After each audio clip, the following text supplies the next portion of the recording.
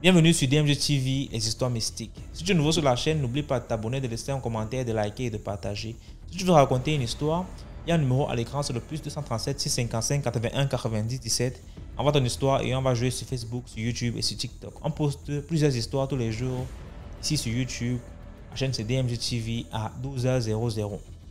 On a aussi une deuxième chaîne où on poste des histoires exclusives tous les 14h. La chaîne c'est DMG TV, histoire mystique exclusive. Donc, je t'invite à t'abonner et à nous suivre sur Facebook, sur YouTube et sur TikTok. Sur TikTok, on fait les directs tous les mardis, tous les mercredis et les vendredis, autant pour moi, à 20h00 heure du Cameroun. Donc, voilà.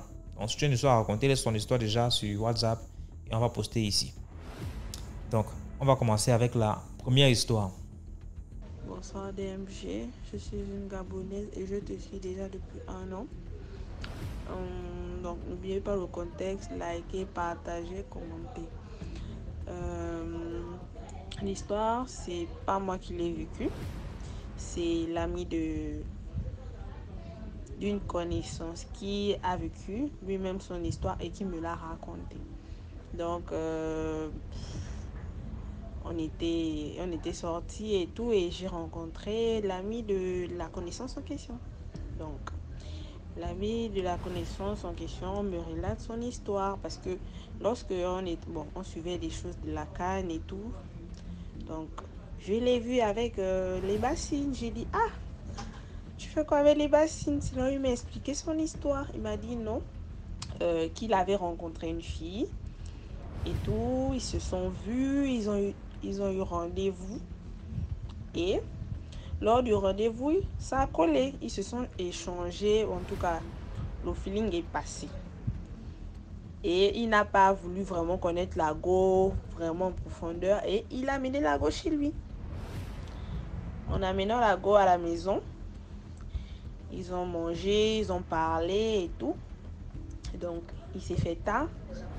Comme chez nous au Gabon, en ce moment on a le couvre-feu à cause de la nouvelle transition. Donc ils étaient là, ils ont passé la nuit à bavarder et tout. Et au moment de dormir, ils ont eu à faire le mougouli. Donc lors du mougouli, ils ont commencé à faire des choses et tout, bien. Et au milieu du mougouli, il est avec la go, il est sur la go et tout. La go, en tout cas comme vous connaissez. Après tout d'un coup, ils échangent de position. Donc, il n'est plus face à la go, mais en tout cas de la position que tout le monde connaît là. C'est ça là. Donc, il est en train d'aimer la go et tout. Après un moment, il n'y a plus les gémissements. Il est en train de toujours faire la go. En tout cas, pour lui, ça ne lui dérange pas. Après, tout d'un coup, il écoute. Il a écouté, c'était plus la voix de la go. La voix de la go a totalement changé. DMG TV. Maman, le gars s'est refroidi à la minute même. La go a changé de voix. Elle dit carrément bonsoir. Le gars est dépassé. Il a dit que non. Vu que c'était une scène de mougouli, il est d'abord sorti de la go. Il regarde la go. La go se retourne. La go dit bonsoir. C'était plus la jeune fille, c'était une autre voix. Bonsoir. Le gars a été seulement... Il tremblait. Il était vraiment... Je ne sais pas comment vous expliquer, mais il tremblait. À voir la copine avec qui il était de mougou changer de voix totalement. Et la femme est venue, elle est montée sur la go. Elle a commencé à parler que non, bonsoir. Moi, je suis la mère de cette fille. C'est ma propriété privée. Je ne veux plus jamais de ta vie. Plus jamais de ta vie. Je vais te voir avec ma fille. Plus jamais. C'est comme ça que le gars est resté comme ça. Il a pissé même sur place. La go est descendue. C'est comme ça que sa copine revient en elle. Lorsque la copine revient en elle, elle pose des questions que, ah, c'est comment on était en train de mougou. pourquoi tu arrêtes tout soudainement et pourquoi tu es face à moi? Normalement, on était dans une position. Pourquoi on n'est plus sur cette position? C'est quoi? Tu es là, tu es tout tremblant. Tu es venu même jusqu'à pisser sur place. C'est quoi le problème? C'est comme ça que le gars était là, il regardait la go. Et j'ai oublié une partie. Lorsque la go parlait, en fait, pour faire descendre sa maman en question qui était montée sur elle, parce que sa maman est vivante, hein. Je tiens à le rappeler, sa maman est vivante. Donc, c'est comme ça que la maman a commencé à parler, c'est ma propriété privée et tout et tout. C'est comme ça que le gars, dans la panique aussi, il a pissé, mais il a commencé à gifler la fille. Parce que c'était aussi l'enfant de quelqu'un en fait. Donc, il a commencé à gifler la fille. C'est comme ça que la mère en question est descendue et la fille est revenue à elle. Le gars a dit non et tout. Il n'a pas pu chasser la go parce que en ce moment on est en coup-feu. On a le coup-feu, donc il a dormi avec la go en plein 3 heures du matin. Il est en train de mourir avec sa copine. C'est la voix de sa mère qui monte. Il était dépassé. Et la go, elle fait genre comme si rien n'était en fait. C'est pas son problème. Tout va bien et tout et tout. Jusqu'à elle a redemandé même au gars de revenir sur elle pour qu'il continue le mouvement. Le gars a dit jamais, je ne peux pas. Il a dit qu'il n'a pas dormi de la nuit. Il n'a pas dormi de la nuit. Il a regardé. Et pourtant la fille elle était tranquille. Elle a même dormi. Il n'a pas dormi de la nuit. Il regardait la fille. Son cœur était boum. Il a dit que non, si je n'étais pas un homme, j'allais fuir à la minute. En fait, j'allais décanter de la maison. J'allais laisser la fille là de ma maison. Donc, c'est un peu ça. Donc, au petit matin, c'est comme ça que le gars, la go, il réveille la go à 6 heures. Que non, c'est depuis l'heure du coup-feu, tu peux déjà repartir chez toi. Et tout. C'est comme ça que la go a dit que non, moi je vais te relater un fait. En fait, ce que tu m'as dit là, tu es la deuxième personne qui me dit ça. Comme mon ex et moi, on était ensemble. À chaque fois, il me disait qu'il y avait une voix qui montait pour parler. Que oh non, je suis sa propriété privée. Et elle menaçait toujours le gars. Donc moi, elle disait que non, elle n'a pas pris ça au sérieux parce que le gars... Elle n'a pas pris ça au sérieux parce que le gars peut-être ne voulait pas de son bien. Le gars voulait peut-être lui séparer de sa mère et tout et tout. Donc elle n'a pas pris ça au sérieux. C'est quand le gars maintenant encore a expliqué une deuxième fois, c'est là où elle a pris ça au sérieux. La go est repartie chez elle. C'est comme ça que la mère est venue. Il a appelé sa mère en pleurant. Comme maman, voilà ce qui m'est arrivé. C'est comme ça que la mère a dit qu'il achète telle chose. Je t'ai dit DMGTV, le gars là avait j'ai dit bien le seau, la cuvette, les citrons, les feuilles dedans. Il a dit qu'aujourd'hui là, je vais aller me laver. C'est qu'on dit laver là, je vais aller me laver parce que ce sont les mauvais esprits. Il a dit qu'il avait tellement eu peur. On est là, jamais. J'ai peur comme ça. Jamais de sa vie, il a eu peur. Comme il a eu peur là, qu'il est en train de foutre ça. Une go. C'est carrément l'esprit de sa mère qui monte pour venir lui menacer. Ah, on peut être en fait, c'est là où je me rends compte que le vampire existe. Toi, tu es à la maison à distance. Ta fille est je ne sais où. C'est toi qui montes pour venir dire que c'est ta propriété privée. Le vampire, là, c'est pas seulement corps. On sort du corps. Il faut aussi. Le vampire, là, c'est une autre dimension. C'est pourquoi je raconte cette histoire pour dire à nos frères, sœurs, d'arrêter de coucher avec n'importe qui. Vous ne savez pas ce que les gens retirent sur vous. Tous les jours, moi, j'écoute les histoires des DMGTV. Ça m'enseigne sur la vie. C'est pas on m'a dit. Moi-même. C'est pas... j'ai vu. La personne m'a expliqué lui-même son vécu. Je vous dis que le gars il n'était pas tranquille. il n'était pas tranquille. Tu sens que vraiment, ça l'a vraiment choqué. Vraiment choqué en fait. C'est pour dire on ne couche pas avec n'importe qui avant de coucher avec quelqu'un. Essayez de savoir que quel train de vie la personne vit. Quand quelqu'un vous donne un son, essayez d'aller regarder Facebook, voilà, TikTok, voilà, les statuts, tu essaies un peu de voir. Alors d'aller te plonger, tu vas aller te plonger dans quelque chose que tu ne connais même pas.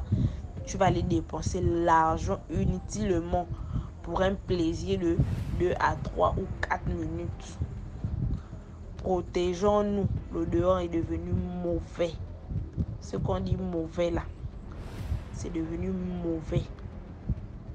Il ne pouvait pas s'imaginer qu'une telle fille allait lui faire dépenser autant d'argent pour aller laver le corps. Et tout. C'était mon histoire. Merci beaucoup pour l'histoire. Maintenant, on passe à la deuxième histoire. Bonjour DMG, bonjour à toute la communauté de DMG. Je viens comme ça raconter une histoire que j'ai vécue et qui me laisse sans mots jusqu'aujourd'hui. Voici mon histoire.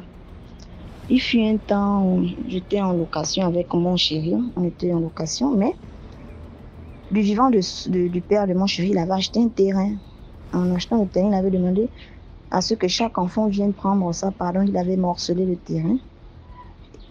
Et chaque enfant avait sa part. Bon, les enfants garçons surtout, il avait donné juste aux enfants garçons parce qu'il sous-entendait que les enfants filles partaient en mariage et les garçons restaient à garder le village, s'il faut dire ça comme ça. Donc, c'est comme ça que mes beaux-frères ainsi que mon chéri se sont mis à construire sur le terrain.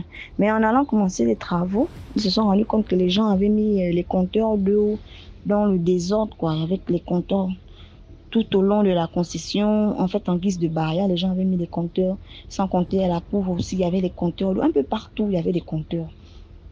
Vu que les gens avaient vu que le terrain n'était pas construit, c'était un terrain comme quoi sans propriétaire. Donc, les gens se sont permis de mettre des compteurs d'eau là-bas. Donc, c'est comme ça que quand on a construit, on est rentré. On avait eu du mal même à acheminer les bagages à la maison, mais on s'était forcé, on a quand même fait l'effort. On s'est installé. Une semaine après, quand on se soit installé, on a fait...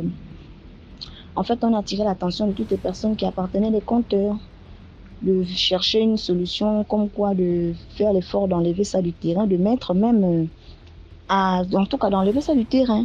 D'autres ont compris nos préoccupations, d'autres sont entêtés comme quoi c'est la société d'énergie qui a amené ça, c'est la société d'énergie également qui viendra enlever ça là, eux ils ne sont pas responsables de ça. On a dit ok, on est resté, on a continué toujours la sensibilisation, demander aux gens d'enlever. C'est comme ça que parmi les gens des compteurs, il y avait un papa d'un certain âge, peut-être dans la soixantaine, 70 ans par là. Il venait toujours regarder son compteur, l'ouvrir, parce qu'ils étaient tellement loin, ce qui fait que s'il ouvrait le compteur et qu'il avait une fuite, il pouvait se retrouver avec une facture colossale. Donc, il faisait, une fois qu'ils ont besoin d'eau, ils viennent ouvrir le compteur d'eau. Et quand ils en ont fini, ils viennent fermer. La majorité des gens faisaient ça, ils ne laissaient pas leur compteur ouvert. Donc, comme le compteur du papa était net à l'entrée de la maison de mon beau-frère, à la terrasse même, quand tu veux acheminer la terrasse, c'est d'abord le compteur que tu dois esquiver.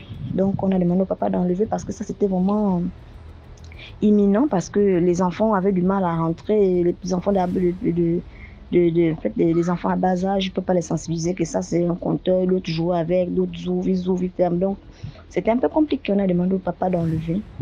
Et le papa, il disait toujours que oui, je vais enlever jusqu'à... Il nous a présenté un jour à son fils, un petit très poli, vraiment très poli, ce jeune, très poli. Et très pieux également, un croyant très pieux, un gars sans histoire. Il venait souvent, comme il y avait un voisin aussi à côté, le voisin avait son fils qui était aussi très, très croyant, donc ils avaient pour habitude souvent de faire des débats sur la religion. Et mon monsieur aussi, comme on priait dans la même église avec le petit, ils avaient tendance à faire un peu des débats, il les posait un peu des questions. Vu que mon monsieur, c'est quelqu'un de très assis dans sa culture et c'est un croyant également. Donc, ils avaient souvent les débats là. C'est comme ça que les temps sont passés. Un jour, avant ça même là-bas, il y avait encore une autre maman qui avait son compteur aussi parmi les compteurs là. Mais la maman là était voisine au papa de ce jeune homme là. Mais quand les deux venaient toujours, ils avaient toujours tendance à se lancer les pamphlets. L'autre traite l'autre de sorcier, l'autre traite l'autre de sorcier. C'était toujours comme s'ils avaient toujours une petite guéguerre là parce que leur tuyau cheminait un peu au même endroit. Donc ça se traitait de sorcier à tout moment. À un moment donné, mon chéri, moi, on se disait que, mais attends, les deux là, soit ils sont amoureux l'un envers l'autre, parce que les deux étaient âgés, hein. La maman aussi, c'est une dame âgée. Quand elle vient, sac le papa là vient, en fait, ça se saquait comme ça mutuellement. On se disait, mon chéri, les deux là, on disait qu'ils doivent se voir sûrement la nuit. Et laissez-moi vous dire que là où les gens qui appartiennent, les compteurs, là où ils habitent, hein, à DMG, là-bas, le vampire ne fait pas cadeau à quelqu'un, hein. Là-bas, le vampire ne fait pas cadeau à quelqu'un. Là-bas, on entend des histoires de tout genre. Les enfants qui sortent en vampire, les gens qui se tuent, qui se lancent des fusils. Donc, en fait, c'est tout un désordre là-bas. Donc, on aime, c'est un quartier dans un quartier parce que nous sommes en avant et ils sont juste, ils sont devant. En fait, ils sont après nous. Donc, eux, ils sont au niveau des collines et autres là-bas. Mais nous sommes avant. La voiture, en fait, c'est accessible. Les véhicules arrivent chez nous, mais chez eux, les véhicules n'arrivent pas. Donc, c'est un peu ça. C'était un peu compliqué pour eux. La raison pour laquelle on a toujours été clément du fait qu'ils ont leur compteur d'eau chez nous. Donc, c'est comme ça que le papa là, et la maman, tout le temps, ça se chamaille. Oh, il est sorcier. L'autre là-bas aussi, oh, elle est sorcière. Ah, les deux là, on dirait qu'ils sont amoureux. Hein. On rigolait là, toujours comme ça, monsieur et moi. Et le petit aussi, on sympathisait un peu, comme je disais. Quelques temps après, l'année 2023, là, il nous vient nous annoncer que non, le papa est décédé. J'ai dit, avant ça même d'abord, l'IMG, le papa là était, à un moment donné, j'ai dit que non, le papa là est quand même un peu terrible. Le papa là était tout blanc. Tu vois, quand la peau morte qui tue, on a tendance à avoir un peu les peaux mortes là, mais lui, c'était pas un peu, c'était tout le corps, de la tête aux pieds. De la tête aux pieds, au point où même quand il fait chaud comme quoi, vous connaissez les Gabonais, même connaissez le soleil des Libreville, quand le soleil dame là, tu sens que oui, ça c'est le soleil. Tu peux même pas te permettre d'avoir même un pull vert sur toi. Mais le papa là, longue manche, pantalon, chaussettes à la pluie, casquette à la pluie. Je dis, le papa là n'a pas chaud. Hein. Ou bien c'est le problème de peau là qui fait en sorte que il se vêtit comme ça là. Donc tout le temps, on constatait ça, on disait, le papa là vraiment, hein, ça. Donc, il nous annonce que le papa est décédé. Non, on compatit. On dit, ok, comme on a connu le papa, faut nous informer pour les obsèques et autres. Il nous dit, ok. Mais le jour que le corps du papa sort, ça ne sort pas au quartier, ça sort dans un autre quartier. Et puis, bon, avec nos activités, on ne pouvait pas se rendre là-bas. On a soutenu le petit du mieux qu'on pouvait. Bien, on a enterré le papa. Ça ne fait même pas encore 6 mois. Voilà le 31 décembre, là. Comme on avait pour habitude de voir toujours le petit, il vient vérifier son compteur, il vient regarder les fuites d'eau. On s'est bien vu le 31 décembre, le dimanche 31 décembre. Parce que quand moi je suis à ma terrasse, je vois toutes les personnes qui passent, vu que je n'ai pas encore de barrière. Donc je vois toutes les personnes qui passent. Tout comme les personnes qui passent également me voient. DMG, on a sympathisé avec le petit le 31. Là. Il est tenté d'arranger son compteur, son tuyau, son compteur, regarder, vérifier son compteur d'eau. Moi, je suis partie à l'église le dimanche, là, parce que le 31, c'est tombé un dimanche. 31 2023, c'est tombé un dimanche. On a bien sympathisé avec le petit. Vu que nous, on a pour habitude de ne pas sortir le 31, on revient à la maison, on fait à manger, on mange, on boit, on fait nos prières, mais on reste à la maison, on ne sort pas. Nos pieds n'arrivent même pas jusqu'au carrefour pour crier bonne année comme tout le monde crie là, nous on reste à la maison. Donc ce jour-là, on est resté à la maison. Le premier, c'est tombé un lundi. Le premier, 2024, c'est tombé un lundi. Le petit est venu arranger son compteur. La fuite de son compteur, là. Le premier, on s'est bien vu, là. C'était tranquille. DMG. Même pas 30 minutes. Il est venu, là, il était midi, il a arrangé son tuyau et autres. Même pas 30 à 45 minutes.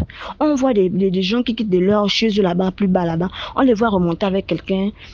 Du genre, on soulève quelqu'un. Mais jusque là, on ne fait pas le rapprochement. On se dit que bon, il y a souvent les petits bangandos là-bas qui se poignardent entre eux, qui font les overdoses de leurs histoires de Kobolo là, qui se droguent. C'est sûr que c'est entre eux là-bas, il y a eu un souci entre eux. Et puis bon, c'est allé dans tous les sens. Nous, on est là, on regarde. Et c'est après maintenant qu'on demande un peu à certains petits qu'on connaît là qu'il y a eu quoi encore chez vous là-bas? Oh non. Bon, je vais appeler le petit Karl, je vais lui donner le nom de Karl. Oh non, c'est le petit Karl qui vient de se faire électrocuter. Je dis, hein? À peine il était là, en train d'arranger le compteur, son tuyau et autres. Oh oui, on vient à peine de le retrouver là dans la petite broussaille là-bas. Il a les côtes, il saignait des côtes et au front, de la petite ouverture au front. Je dis, comment ça? Le petit était là il n'y a pas longtemps là. Il s'est électrocuté là, il a fait comment pour s'électrocuter? Oh, nous-mêmes, on ne sait pas. C'est comme ça quand le petit, puisque nous ne sommes pas loin de l'hôpital. On est peut-être à la marche, on est à 10 minutes, 10 minutes de l'hôpital, de chez nous à l'hôpital, on est à 10 minutes. Ils ont quand même eu le temps d'avoir un véhicule. Quand on arrive à l'hôpital, on nous fait comprendre que le petit est mort. Le petit est mort comment? Il est mort là comment? On était dépassé, le quartier était dépassé. Le petit, on vient à peine de le voir là, il est mort comment? Quand la maman du petit a appris ça, elle est automatiquement elle a fondu, elle est directement rentrée dans le coma. Là où je vous parle, la DMG, la maman elle est toujours dans le coma jusqu'à présent. Parce qu'elle n'a pas elle ne supporte pas le choc, quoi. Et c'était son seul garçon qu'elle a fait dans le foyer avec le papa qui est décédé là. Ils ont eu les filles. Et le petit, brillant de son état, il vient à peine d'avoir sa licence DMG. Il a soutenu là en 2023, il venait même me voir, la grande, voilà, je soutiens, moi, il était dans les finances. Je soutiens, il venait un peu demander un peu de l'aide. Maintenant, le petit a soutenu, le petit a eu sa licence, il a déposé des dossiers un peu partout. Voilà comment il meurt là le 1er janvier 2024. Tout le quartier, on est dépassé, on dit que ça c'est quelle histoire, la famille est comment? Avant ça même d'abord, c'est sa petite sœur qui a les crises de folie, toute petite fille. Même pas 16 ans, la petite a les crises de folie. Je dis que Seigneur, ça c'est quelle famille que vous ne vous gênez même plus, vous ne vous cachez même plus. Donc là, le corps du petit est toujours à la morgue. Les parents paternels et les parents maternels s'accusent mutuellement. Donc nous là, les gens du quartier, on est en train d'attendre quand est-ce qu'ils vont nous dire, quand est-ce les obsèques vont avoir lieu pour qu'on essaie de participer du mieux qu'on peut. Mesdames, ça nous a tellement dépassé que je dis non, la famille là aussi, hein, ça c'est quelle histoire? Le petit là va mourir comme ça là, il meurt. Même quand on est parti essayer de regarder là où on l'a trouvé mort là, on essaie de regarder, on ne voit pas ce qui a pu le tuer. Et la place même là où il est allé débousser parce qu'il est en train de regarder, suivre son tuyau d'eau. La place là, la majorité des gens qui passent là, puisque c'est un pont, les gens qui disent souvent ils voient souvent un gros serpent là. Même nous-mêmes, quand on est arrivé d'MG, dans le quartier là où on est là, quand on est arrivé, un bon jour, mon chéri me dit qu'on est à la terrasse comme ça, c'est parce qu'on avait pour habitude de veiller. Même là, on est là 2 heures du matin, on raconte de tout le dernier avec mon chéri. Il me dit, regarde la personne qui passe là. Je regarde, il dit, tu vois la personne qui passe? Je dis, qui? Quand il me dit bien, regarde bien, de l'autre côté, il me regarde bien. D'ailleurs, je suis le fantôme, c'est la première fois que je vois quelqu'un qui marche, il n'a pas les pieds. Il me dit que regarde. Quand j'ai vu ça, j'ai dit non, mieux on rentre. Une fois encore, on a tué le pangolais, c'est le pangolais, hein, oui. Le pangolais, j'ai dit, ah, la forêt elle est où comme ça pour que le pangolais puisse arriver là où, en pleine ville, que le pangolais va marcher là comme si c'était la forêt. J'ai dit, hey, il me dit que ça, c'est pas le pangolais comme toi, tu comprends que c'est le pangolais là. Si ce n'est pas si c'est pas l'affaire de serpent qu'on dit il y a le gros serpent qui voit souvent en bas là-bas. C'est le pangolais, si c'est pas le pangolais. En fait, c'est comme si on avait la forêt, quoi, que l'on voit les animaux de la forêt souvent traîner dans notre zone. Là. Moi, je dis, mais finalement, on est en brousse ou bien on est en ville. Donc, tout ce que je peux dire aux gens, c'est de beaucoup prier. Hein. C'est vraiment beaucoup prier. Parce que les gens de la nuit, là, quand toi tu penses qu'ils ont lâché prise, au contraire, hein, ils sont en train juste de prendre des forces pour revenir un peu plus dangereux qu'avant. Donc, et puis bon, le petit aussi avait relâché un peu l'église. D'après ce que j'essaie un peu de demander, il me disait qu'il ne partait plus trop à l'église. J'ai dit, ah, c'est sûrement là qu'on a eu à la voir. Donc, c'est un peu ça. Merci encore. Likez, partagez, sensibilisons le maximum de personnes que nous pouvons sensibiliser à travers ce canal. Merci encore DMG. Merci pour tout ce que tu fais. Bonne journée à vous. Merci beaucoup pour l'histoire. Maintenant, on passe à la 3e histoire. Salut DMJ. j'ai tenu à partager mon histoire. Une histoire que j'ai vécue il y a quelques temps. En fait, tout a commencé lorsque j'ai commencé à faire un rêve, une nuit. Je fais un rêve où je vois une femme, un petit garçon et des gens que je ne remarque pas dans la véritable vie. J'étais dans une grande maison et puis j'étais avec ces personnes. Et cette femme que je remarque dans le rêve, elle était juste de passage.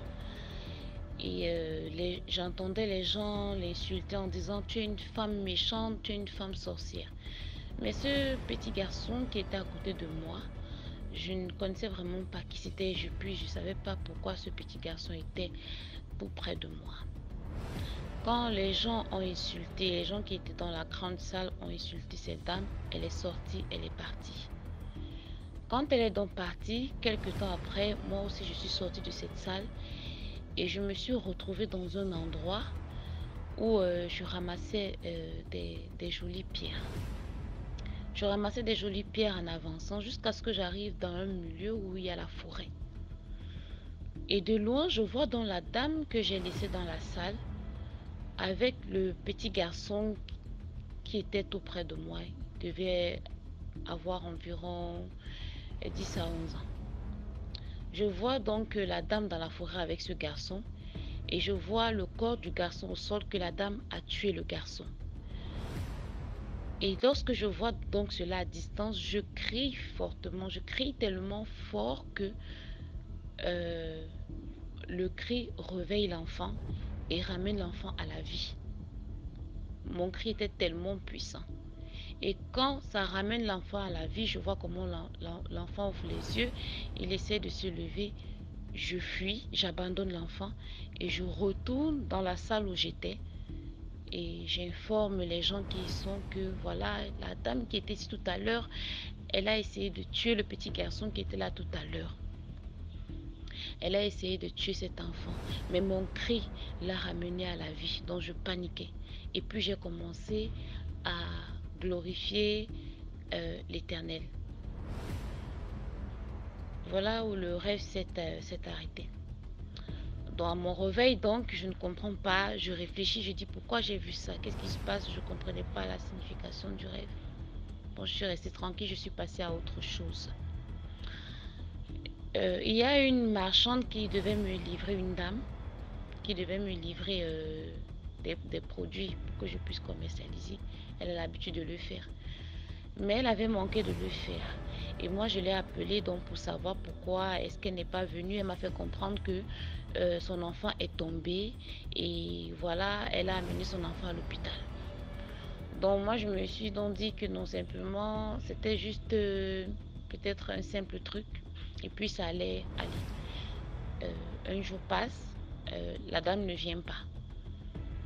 Je rappelle la dame, je demande qu'est-ce qui ne va pas. Elle me fait comprendre que voilà, elle est allée à l'hôpital et puis les médecins disent on l'a renvoyée dans une autre région du pays pour qu'on puisse prendre soin de l'enfant parce que ce n'est pas à leur niveau et tout. Elle dit ah d'accord. Et je lui dis alors ok, beaucoup de courage et tout. Voilà. Et quand moi, le lendemain, alors, le surlendemain, je rappelle la dame pour prendre les nouvelles. Elle me dit, ça ne va pas, l'enfant est dans le coma depuis 3 jours et tout. Elle pleure à chaudes larmes. Je dis, mais comment ça, l'enfant est dans le coma depuis 3 jours? Moi, je croyais que l'enfant est tombé, c'est peut-être cassé le pied ou quelque chose comme ça. Je savais pas. Elle me dit non, l'enfant était à la maison, l'enfant n'avait aucun problème. L'enfant était avec elle, elle était en train de travailler dans la cour et puis subitement l'enfant est tombé sans rien avoir et l'enfant ne s'est plus relevé. Je dis ah, c'est là où je lui demande que l'enfant a quel âge? Elle me dit son enfant a 10 ans. Et quand elle me le dit, je me rappelle directement, je me rappelle du rêve que j'avais fait et je commence à avoir des frissons. Je dis, ah, elle pleure à chaudes larmes et continue de pleurer. Je lui dis, non, il faut te calmer. Et en ce moment-là, moi, je commence à paniquer. Je dis, ok, je te rappelle. Quand je raccroche donc, Je vais donc vers ma mère, je lui dis, bon, voilà ce qui se passe, j'avais rêvé comme ça et tout. Voilà ma marchande, son enfant est hospitalisé dans le coma depuis 3 jours, il n'est pas sorti du coma. Quand je raconte dans le rêve à ma maman me dit, ce sont tes cris. Tes cris là, ce sont tes prières. Il faut que tu entres en prière pour aider cette dame à ce que son enfant revienne à la vie. Donc quand maman me dit donc ça, je vais rappeler la dame. Je dis à la dame que ok, tu sais, il faut aller en salle, dans la salle de l'enfant. Tu poses ta main sur l'enfant et je vais te dire ce que tu vas prononcer comme prière. Donc je lui ai dit ce qu'elle devait prononcer comme prière et je lui ai dit que pendant ce temps-là, moi aussi, je serai dans mon coin en train de prier. Je vais les accompagner dans la prière. Et j'ai insisté à ce qu'elle aille tout de suite parce qu'il faudrait que au même moment où elle est en train de prier, moi aussi, je suis en train de prier. Elle m'a dit d'accord, elle était toujours en train de pleurer. Je lui ai demandé de se calmer et d'aller faire ce que je suis en train de lui demander de faire.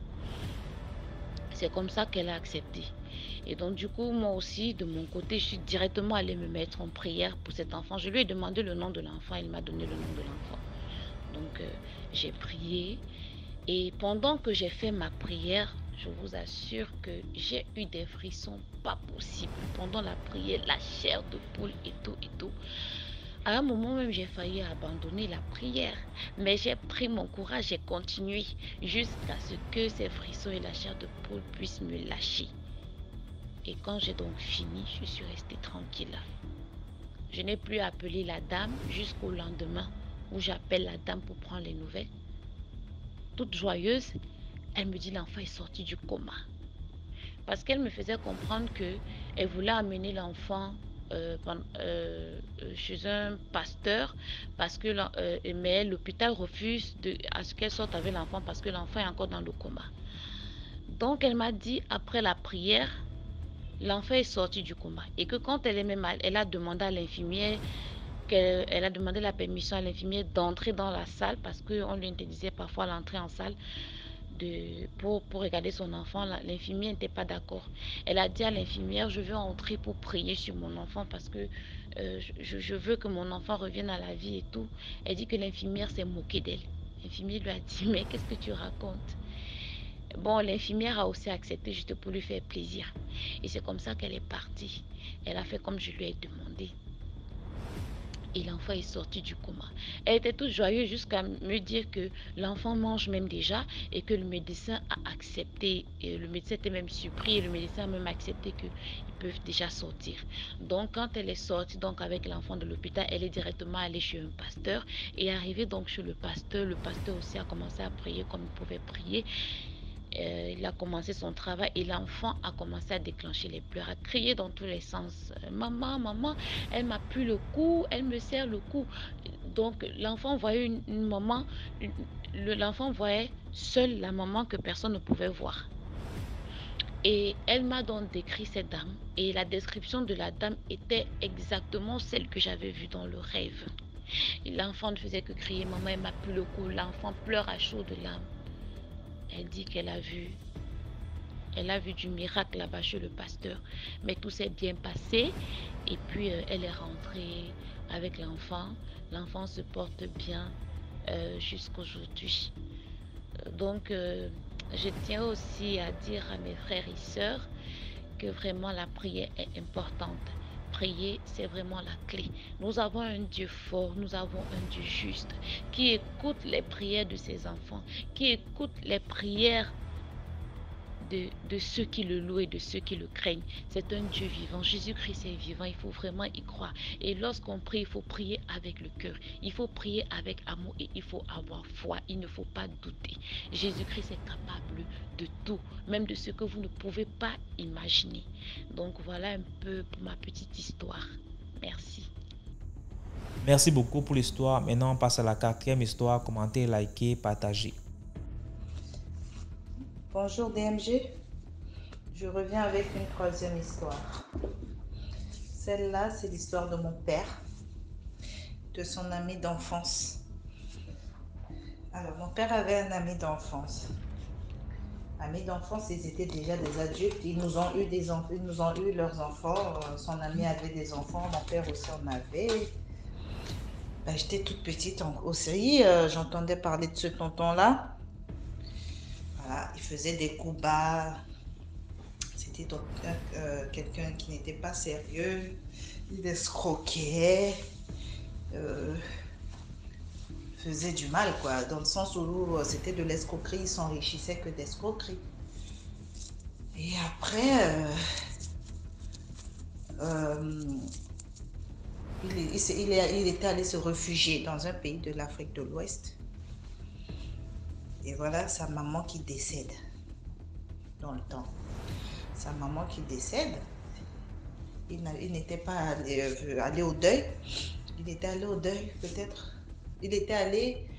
Il s'était pas rendu là où... Enfin, à l'époque où sa mère était décédée, il n'avait pas pu se rendre aux obsèques. Il y était allé 2 ans après. Là, il est décédé. Je parle de lui au passé. Il était allé 2 ans après. Quand il était allé au deuil de sa mère, c'est-à-dire pour voir la tombe de sa mère, bah, il n'a pas pu se rendre parce que sa maman était enterrée à plusieurs kilomètres du centre-ville.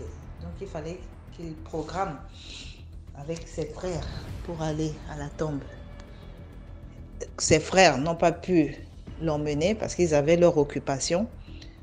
Il est décédé dans la semaine où il était allé au pays, donc dans leur maison familiale. Il était décédé un matin. C'était quelqu'un qui pratiquait beaucoup. Il faisait beaucoup des choses occultes parce qu'à chaque fois qu'il arnaquait, le problème n'allait pas loin, quoi. Le problème n'allait pas loin, le problème s'arrêtait. À chaque fois qu'il arnaquait une grosse somme d'argent, peut-être chez une personne importante de la société, il noyait le problème. Voilà, parce qu'il avait des marabouts qu'il consultait et tout. C'était quelqu'un de très mystique. Voilà, donc il était décédé finalement. Alors, le jour où il fallait l'enterrer, mon père n'était pas là. J'étais la grande fille de la famille. Je m'y étais rendue avec mon grand frère. On est allé représenter notre papa, puisque notre père n'avait pas pu se rendre au deuil de son ami. C'était dans un village camerounais. Quand on y était allé, on était obligé de dormir pour rentrer le lendemain. Alors, quand on est arrivé au deuil, il y avait le corps qui était là, à l'africaine, dans un cercueil au salon, entouré par la famille du défunt. Voilà. Arrivé maintenant au soir, il y avait un grand feu de bois dans la cour où il était réunis ses frères, ses sœurs, toute sa famille. Les gens étaient là, c'était vraiment très ambiancé. La famille était réunie, d'autres étaient à côté du feu de bois, d'autres étaient à côté du corps, au salon là-bas, à côté du cercueil, je veux dire. Il y avait du monde. Vers 3h, 4h du matin, vers 2h du matin, les gens se sont endormis. Vous voyez comment ça se passe dans les veillées mortuaires africaines. Les gens avaient mis des nattes par terre, des petites mousses au salon où se passaient des obsèques. Les gens dormaient, quoi. Mais le grand feu qu'il y avait dans la cour dehors, il y avait quelques personnes dehors, y compris moi. Et certains des frères du défunt, mon grand frère, ses sœurs, on était là, on tapait la causette. Il y avait des grandes personnes qui étaient là. Nous, on était là à côté. Mon grand frère avait déjà la vingtaine. Donc, il causait avec les adultes. Moi, j'étais là à côté aussi. Entre-temps, la tombe avait déjà été creusée. On était tous allés voir la tombe parce qu'on avait profité pour voir la tombe de la maman. Le défunt devait être enterré auprès de la tombe de sa défunte mère. On était là-bas en journée. Et là où il y avait le grand feu, juste à côté, il y avait le petit sentier qui menait au cimetière familial. Donc, devant la cour, On pouvait voir le petit sentier là jusqu'au bout là-bas, mais c'était tout noir au bout parce que c'est la nuit et c'est au village, il y avait de grands arbres. Qu'est-ce qu'on voit? On avait vu, entre-temps, les grandes personnes prenaient leur vin, ils tapaient la discute, ils rigolaient. C'était la veillée. Alors, qu'est-ce qu'on a vu? Moi, particulièrement, qu'est-ce que je vois qui venait au loin, c'est-à-dire sur le sentier, vers le sentier, là, le petit chemin là, qui mène au cimetière, je vois venir. C'était d'abord comme une lumière qui venait. Je vois cette lumière-là, elle vient et au fur et à mesure, la lumière-là grossissait. Et je voyais de plus en plus clair, c'était une énorme vache. Une énorme vache qui était costaud, mais d'une manière, c'était terrible. Une grosse vache lumineuse. Ses pattes-là ne touchaient pas le sol. Elle gambadait, elle courait, elle venait. Mais la manière à laquelle elle courait pour venir là, c'était pas la vitesse quoi. Ses pattes ne touchaient pas le sol. Je pince mon grand frère. Je lui dis, est-ce que tu vois ce que je vois? Lui aussi, il voit. Aïe, aïe, aïe. On avait tellement peur. Les tontons aussi qui causaient, qui prenaient leur vin là. On s'est tous retournés. On a vu cette grosse vache là qui venait là-bas. C'est-à-dire lumineuse. Ses pattes ne touchaient pas le sol. Elle venait du cimetière. D'où allait être enterré le défunt. J'ai même peur. Elle court, elle vient, elle vient, elle vient. On se rendait compte qu'au fur et à mesure qu'elle venait, elle grossissait plus et sa lumière là était plus forte. Mais on avait tous détalé. Tout le monde était entré là où il y avait le cercueil. On a fermé la porte. Il y avait une des tantes là qui était endormie depuis. Elle ne savait pas ce qui s'est passé. Voilà. Elle se lève, elle ouvre cette porte là. Elle est allée faire pipi dehors. Quand elle est allée faire pipi, elle est venue se coucher. Le lendemain matin, non, la même nuit, elle se met à crier. Ah, aïe, aïe, pardon, je ne suis pas allée te voir, excuse-moi. Non, non, non, non. Toute la famille, les gens l'ont calmée. Qu'est-ce qui se passe? Qu'est-ce qui se passe? Elle dit, elle ne sait pas ce qui s'est passé. Elle vient de sortir pour aller faire pipi. Dès qu'elle s'est rendormie, le défunt est venu lui dire, oh, toi, dans le rêve, hein, toi, tu es sorti faire quoi? Tu es sorti, c'est pour me guetter, n'est-ce pas? C'est pour me guetter. Fais attention avec moi. Hein. Donc, c'est là où elle s'est réveillée en sursaut, paniquée, tout ça là. On avait fermé la porte jusqu'au matin. On était allés enterrer. Nous, mon frère et moi, on est rentrés, mais ça m'a marqué ce deuil-là. Ça m'a énormément marqué. Donc, voilà. C'est mon histoire d'aujourd'hui. Le mystique existe. Après, ce qu'on m'a dit, c'est son totem, quoi. C'est l'ensemble de tout le mal qu'il avait fait dans sa vie. C'est les pratiques, c'est tous ces esprits qu'il avait fait, qui sont entrés en lui pour les mauvaises choses qu'il avait faites. Vous savez, quand vous allez chez les marabouts, vous faites des pratiques. C'est des esprits qu'on met sur vous. C'est des esprits qu'on met sur vous. Quand le marabout dit qu'il vous protège là, c'est des esprits qu'il envoie sur vous. Ces esprits-là habitent en vous. Et quand vous mourrez, ces esprits ne meurent pas avec vous. Ils ressortent. Ils partent. Ils ne meurent pas avec vous. C'est à peu près ça. C'est cette vache-là qui a représenté à peu près sa magie. Sa magie, ses esprits, les trucs qu'il faisait de mal. C'est-à-dire les marabouts qu'il fréquentait, c'est ce qu'ils avaient mis en lui. C'est ce que les grandes personnes de la famille m'ont fait comprendre. Alors, au revoir et merci. Partagez, likez, commentez. Merci DMG, au revoir. Merci beaucoup pour l'histoire. Maintenant, on passe à la 5e histoire. Toujours laissez un like, s'il vous plaît. Laissez un like. DMG, bonjour la famille DMG. Félicitations pour cette chaîne qui nous anime depuis pas mal de temps. Moi, je la suis très régulièrement. J'ai même plein d'épisodes que j'ai téléchargés.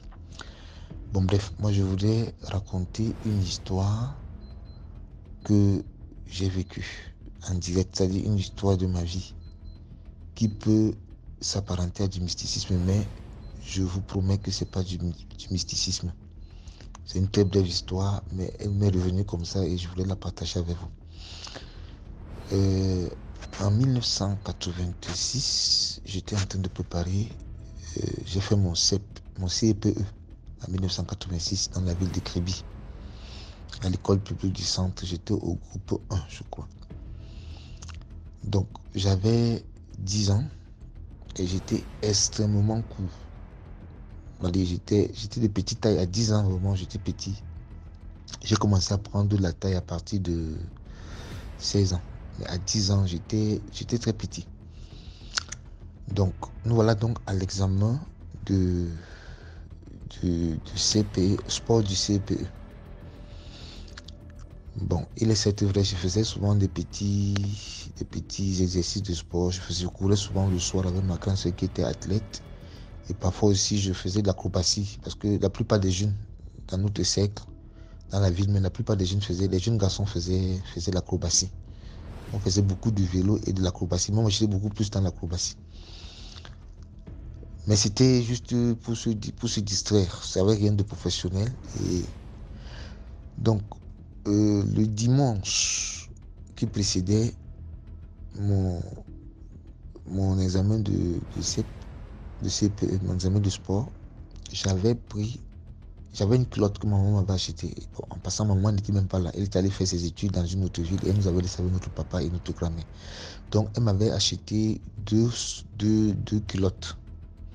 Deux culottes qui n'étaient pas des shorts. Ce n'étaient pas des shorts de sport. C'était une culotte pour sortir. On pouvait la porter pour aller à la maison ou bien pour les petites balades du quartier. Vous savez, à l'époque, les culottes étaient très courtes. Ce n'était pas comme maintenant où les culottes atteignaient les genoux. C'était pas comme maintenant où les culottes atteignent les genoux. C'était très court. C'était à la moitié de la cuisse. Donc je portais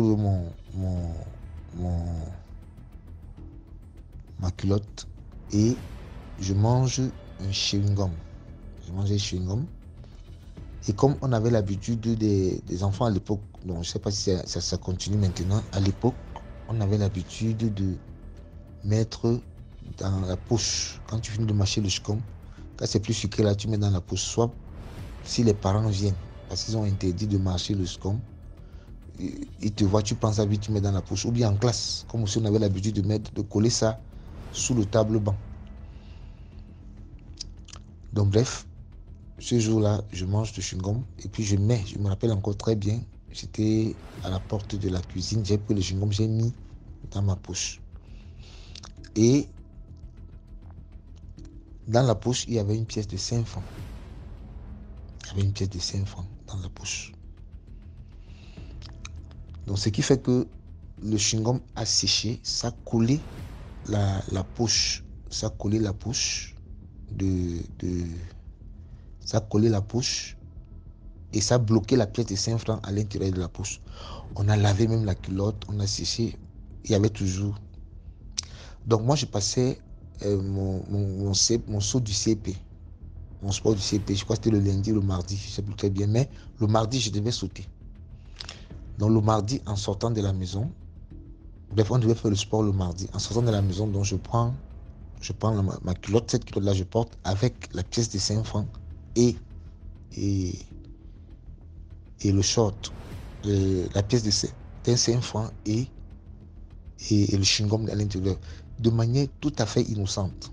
Donc je prends cette culotte, elle me plaisait bien, elle était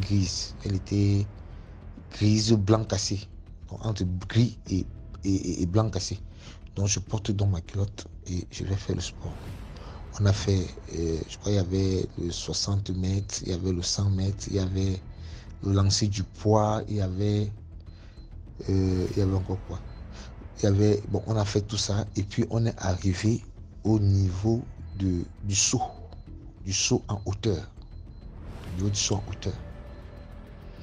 Et on arrêtait les gens à chaque fois. Donc quand tu sautes 3 fois et que tu échoues, c'est là ta note. On a commencé. On arrive à 1,25 m. 1 mètre. Donc on commençait avec 80 cm, je crois. ou 60 cm. On commence, les gens, tout le monde passe. On passe à 80 cm, tout le monde saute. Les gens sautent. Et puis certains, c'était surtout les filles. À l'époque, au Coumandon, tu trouvais les filles qui étaient un peu lourdes. Là, elles étaient grandes. Et pour avoir 15 ans, 16 ans, elles étaient lourdes. Donc, sauter là, elles ne sautaient même pas. Donc, après, on passe. On arrive à 1 mètre. Les gens commencent à caler. 1,5 m, 1,10 m. Moi, je ne fais que passer. 1,15 m, je saute.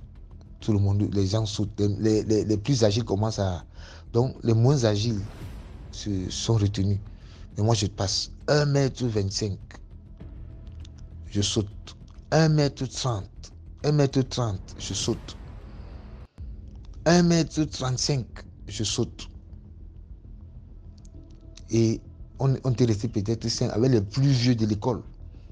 Parce qu'il y avait les goyots, on les appelait les gaillards, on les appelait les goyots. C'est les plus vieux, c'était les gars qui vous défendaient quand il y avait la bagarre. C'est les gars que quand il y avait les travaux durs là, le maître les envoyait, tout ça. Donc, on restait là, on était peut-être 5. 1,35 m, je saute. 1,40 m, je saute. On est resté peut-être 3 ou 4. 1,45 m. Un camarade de classe vient vers moi. Il met la main dans ma poche. Il trouve la pièce de 5 francs et le chewing-gum. Il m'appelle, il me dit que, il m'interpelle, il me dit que, mais qu'est-ce qu'il y a dans ta poche comme ça? Parce que, vu de l'extérieur, ça faisait une petite bosse. Il touche, il sent qu'il y a quelque chose de dur. Il dit que, mais qu'est-ce qu'il y a dans ta poche? Il touche ma poche, il voit la pièce de 5 francs et le chewing-gum, il enlève ça. Il dit, qu'est-ce que tu as mis dans ta poche comme ça? Il enlève. Et comme ça, donc, il enlève. Et 1,45 m, je n'arrive pas à sauter. Je n'arrive pas à sauter. Et je n'arrive pas à sauter. Donc, quand j'essaye mes 3 sauts, je rate. Voilà, j'ai eu ma note et puis bon. L'histoire est passée. Je n'ai même pas fait... Bon, pour moi, c'était quelque chose d'innocent. C'était quelque chose... Bon, c'était moi, j'étais surpris d'avoir sauté et tout. Et puis, on se retrouve... Puisque bon, c'était dans la même ville. On progressait presque tous ensemble. On avait fait le cours moyen de ensemble. On est passé en 6e ensemble. On se retrouve en 5e. En 5e, on a encore l'épreuve de saut en hauteur. Épreuve de saut en hauteur. J'arrive à 1,20 m. Je n'arrive pas à sauter. J'ai essayé peut-être 5 fois. On avait fait la même épreuve. Donc on retenait à chaque fois que les gens sautaient, ceux qui ne pouvaient pas sauter 3 fois, on les enlevait. Et je me rappelle, et toute l'école, tous les camarades se rappellent que j'avais sauté de manière remarquable au saut du CEP. Et j'ai même l'impression, j'avais même sauté plus de 1,45 m. Je crois que j'avais échoué entre 1,50 m et 1,60 m. Donc, je me rappelle, je prends mes trucs, je prends l'élan, je saute, 1,20 m, je n'arrive pas à sauter. J'essaye 1 fois, 2 fois, 3 fois, ça ne passe pas. J'essaye encore 4 fois, 5 fois. Et le professeur me dit que non, tu as tout essayé, reste, ne saute plus. J'ai dit, mais attends, moi j'ai sauté l'année passée, je crois. Est-ce qu'on avait, au cours moyen de, j'avais sauté 1 mètre. Est-ce qu'on n'a pas, qu'est-ce qui se passe? J'essaye encore, je rate. Alors, le camarade, un des camarades de classe, vient me voir. Parce que j'étais en train de me poser la question, mais comment je n'arrive plus à sauter 1,20 m? Alors que j'avais sauté 1,50 m, 1,60 m. J'avais approché 1,60 m. Comment se fait-il que je n'arrive pas à sauter? Un autre camarade me vient donc, qui avait fait le cours moyen avec nous, et il me dit que il avait rencontré que le jour du saut du CEP, bon, on dit maintenant CEP, mais à l'époque c'était CEPE. Le jour du saut du CEP en 86, là nous étions en 88, il dit le jour du saut du CEPE, j'avais beaucoup sauté. J'ai dit oui, je ne comprends pas comment je n'ai pas sauté maintenant.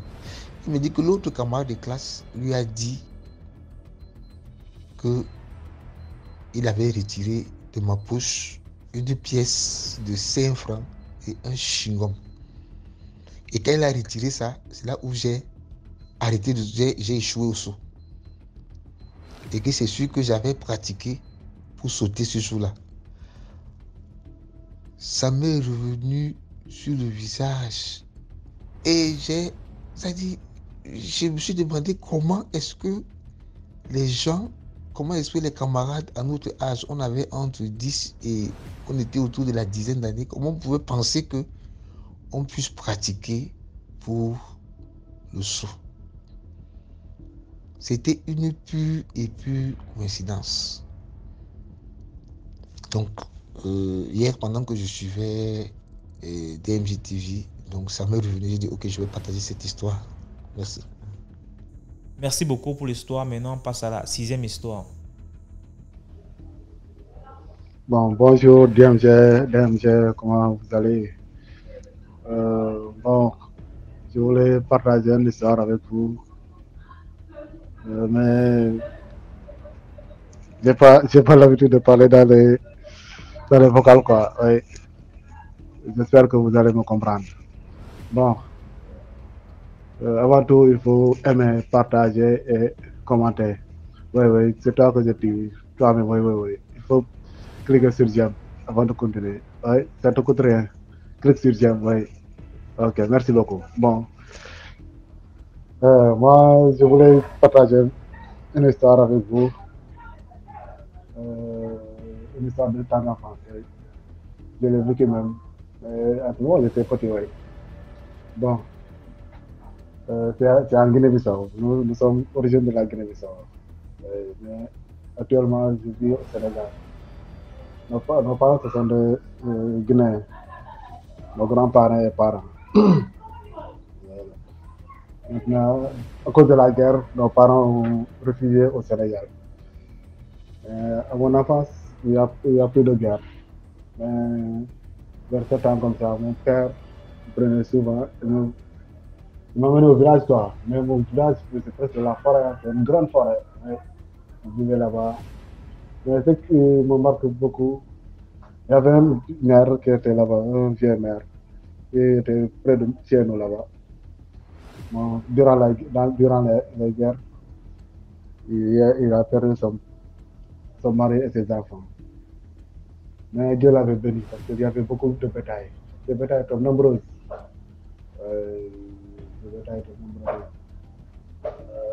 Sur le fait, bon, il y a les jeunes du quartier. Ils venaient souvent, ils prenaient ces bétails et puis allaient manger. Ils prenaient un peu comme, bon, il y avait un boisson là qu'on disait cajou. Voilà, ils prenaient ça avec du cajou, et puis c'est bien.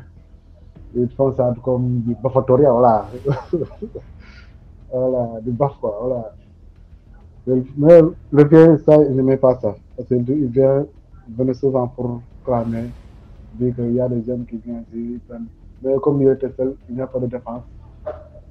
Il parlait sur les mamans de ces garçons-là pour parler, pour clamer ses doléances. Mais ils n'ont rien compris. Je m'excuse, hein, mais je m'excuse pour les retards là, oui. Attends, oui, je continue. Bon.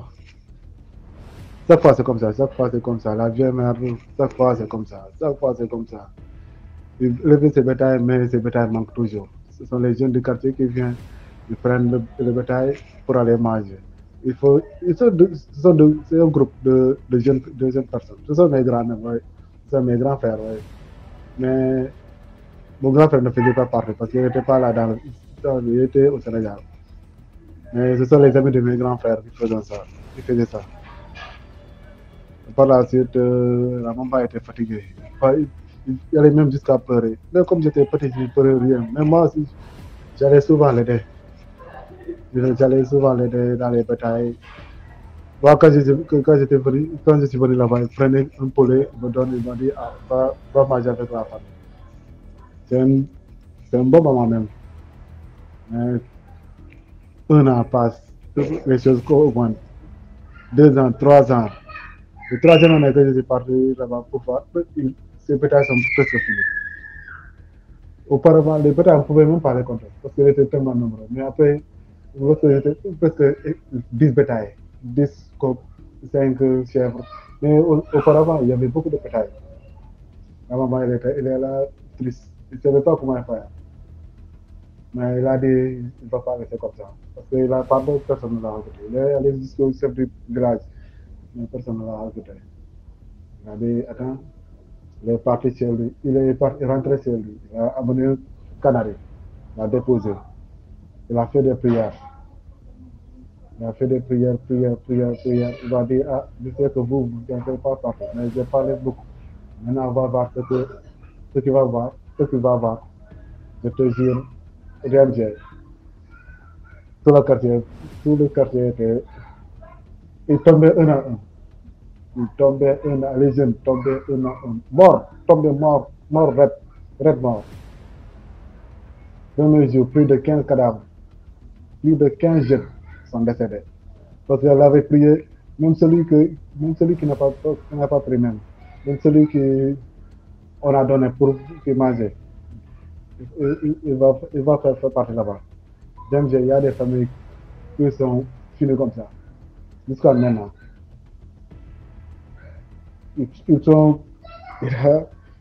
Il a démoli toute une famille.